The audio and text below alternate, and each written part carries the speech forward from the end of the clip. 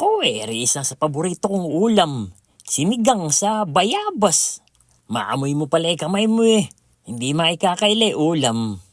Di rin na nga, bumili tayo ng bayabas. Ilagyan natin sa tubig, tapos inilamas-lamas natin. Para lumabas katas. Sasalain na natin yan. Huwag mo nang isama may buto. Kasi yung iba talagang pagpapakulo doon na nilalamas eh.